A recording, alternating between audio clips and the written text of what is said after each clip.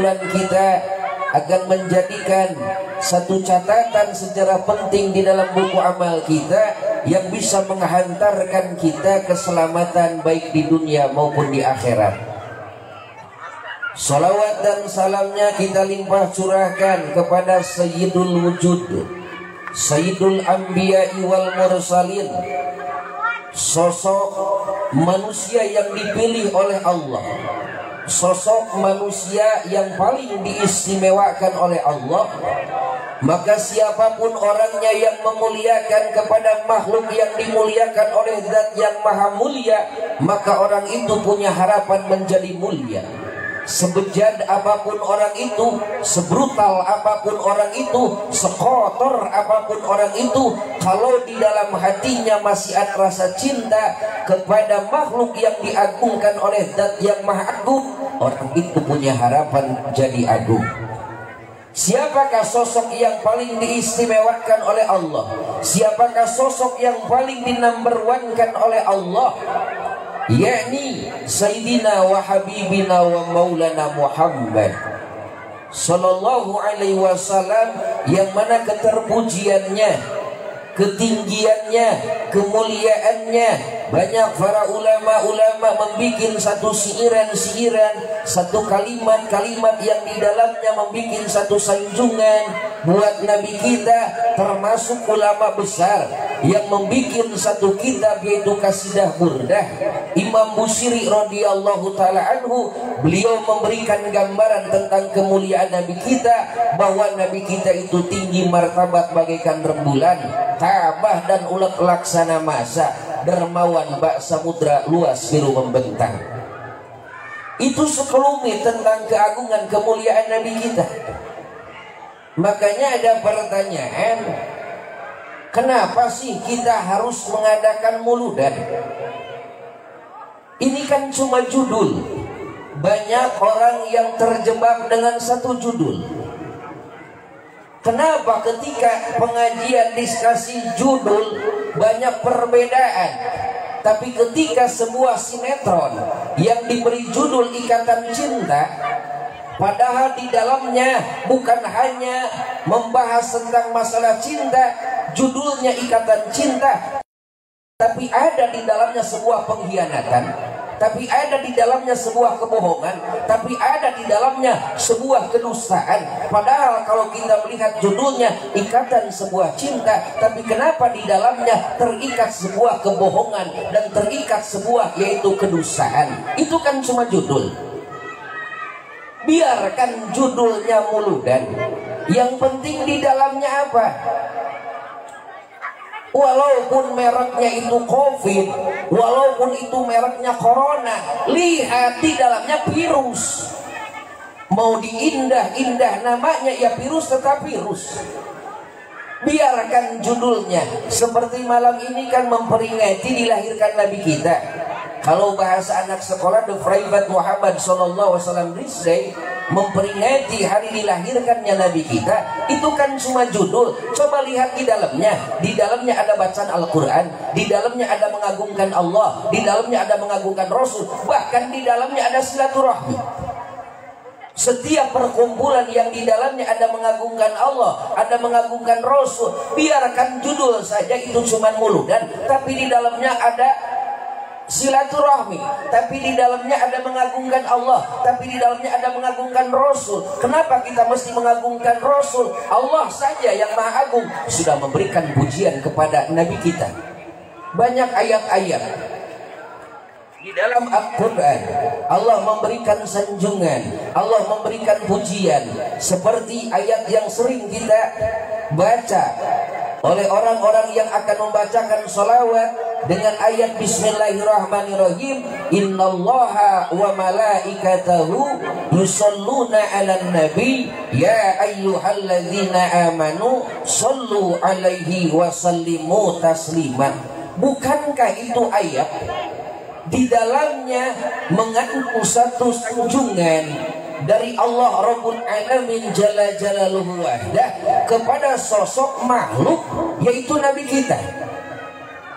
Kalau kita berbicara sholat, Allah ketika memerintahkan sholat kepada kita, Allah tidak memberikan contoh bagaimana tata cara sholat. Ketika Allah memerintahkan kepada kita untuk melaksanakan ibadah saum, Allah tidak memberikan contoh menjalankan ibadah saum. Ketika Allah memerintahkan kepada kita untuk melaksanakan ibadah zakat, Allah tidak memberikan contoh bagaimana melaksanakan ibadah zakat. Tapi bagaimana dengan sebuah ibadah yang namanya sholawat, Allah langsung memberikan contoh, dan para malaikat memberikan contoh.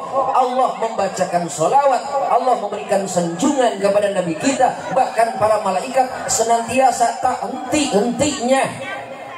Makanya di dalam tafsiran ayat innallaha wa malaikatahu itu isinya lil istimrar.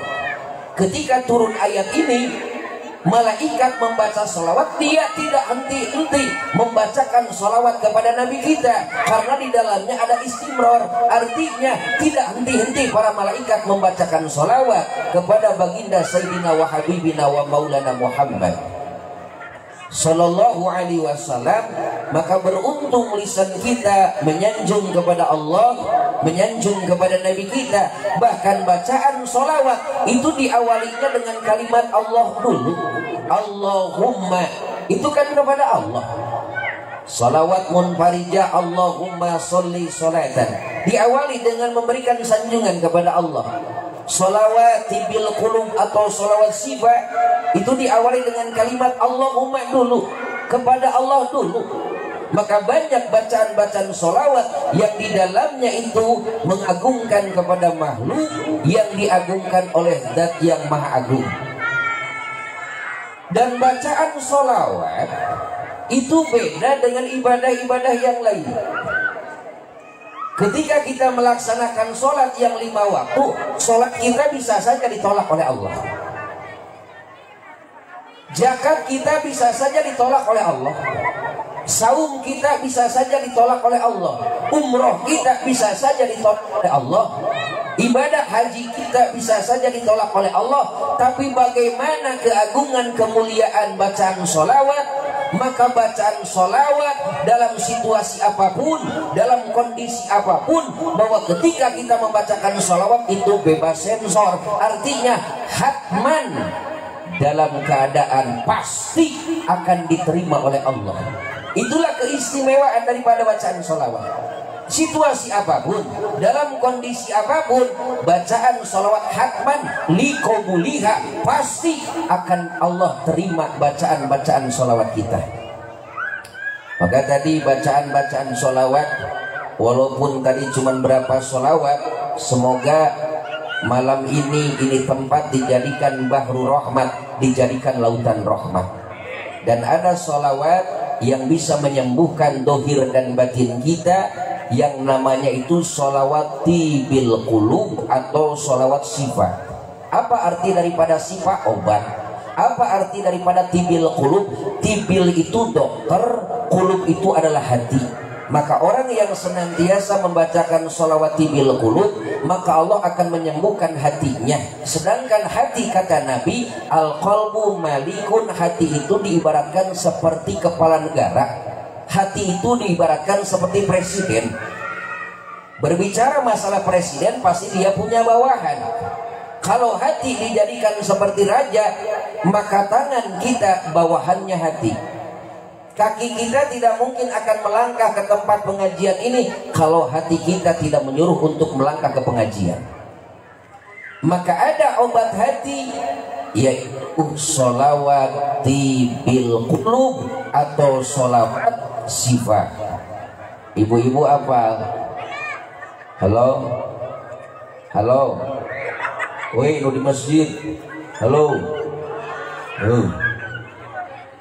Allahumma salli ala sayyidina Muhammadin tibil qulubi wa dawaiha wa afiyatin abdani wa sifaiha wa nuril absari wa diyaiha wa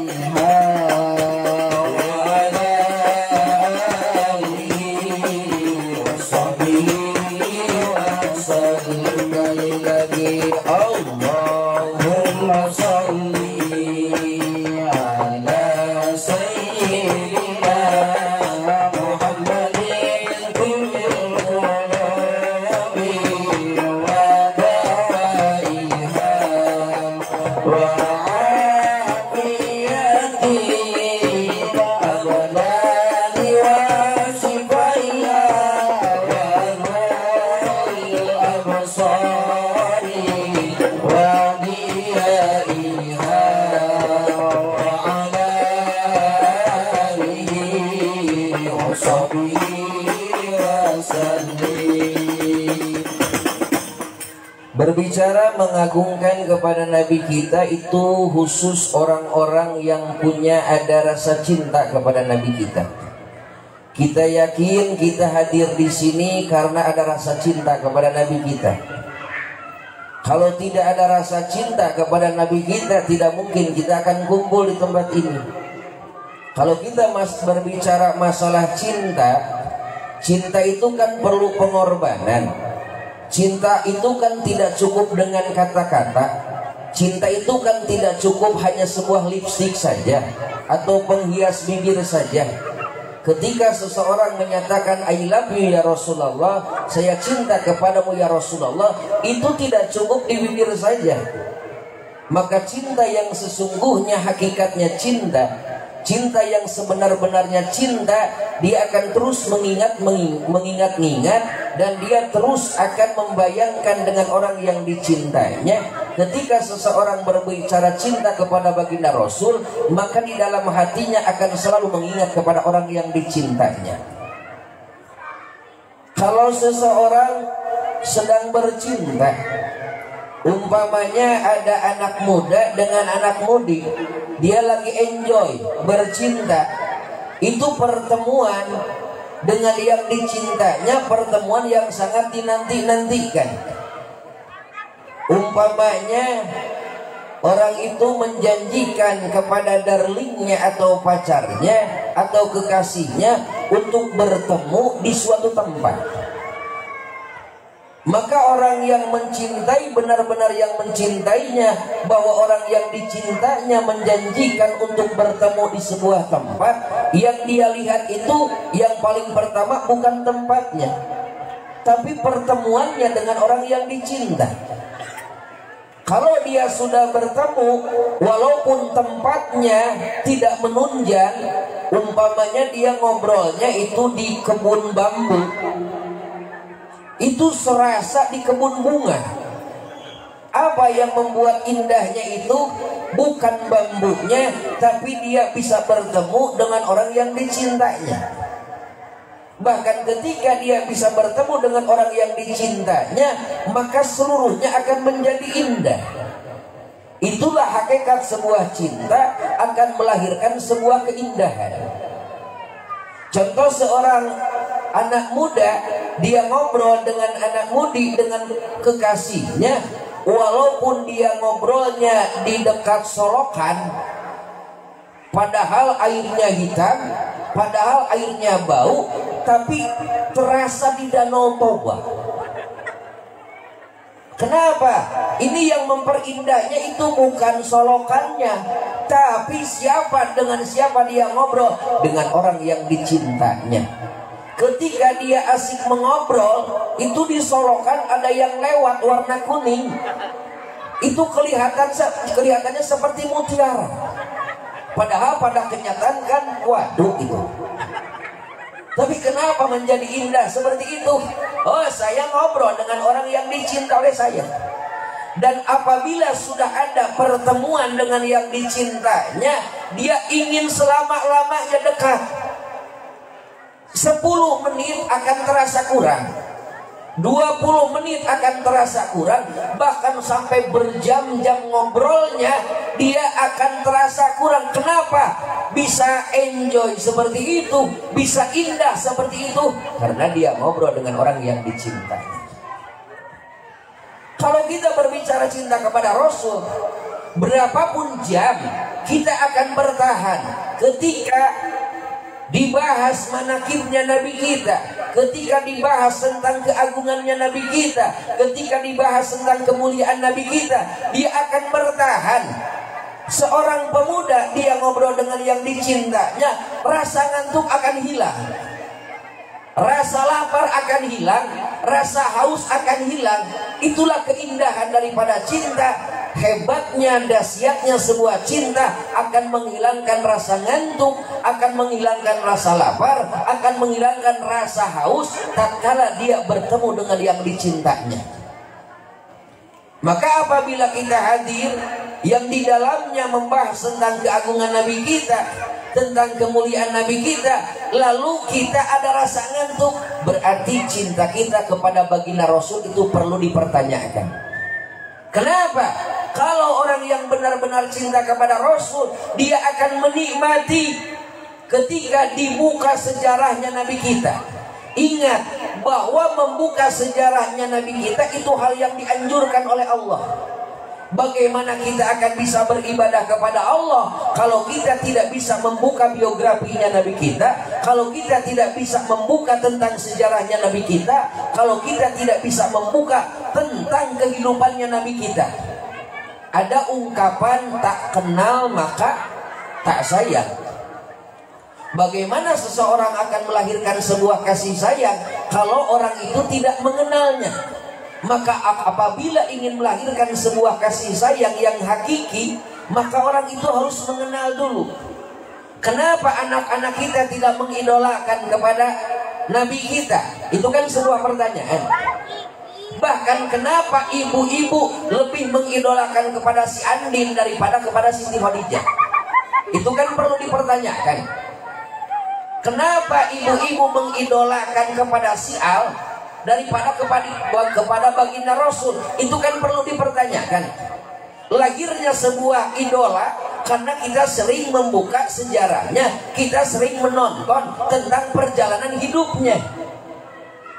Bahkan ketika kita sudah masuk merasakan indahnya sebuah sinetron Ikatan Cinta, itu kalau ketinggalan satu episode itu terasa sayang.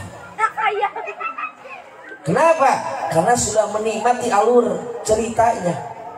Loh, kenapa di dalam hati kita tidak mengidolakan Nabi kita? Kenapa di dalam hati kita tidak mengidolakan kepada istrinya Nabi kita? Karena kita jarang, bahkan tidak pernah membuka perjalanan Nabi kita, tidak pernah membuka perjalanan biografinya istri Nabi kita, sehingga kita tidak kenal. Kalau sudah tidak kenal, maka tidak mungkin akan lahir sebuah kasih sayang. Karena lahirnya sebuah kasih sayang itu harus mengenal dulu.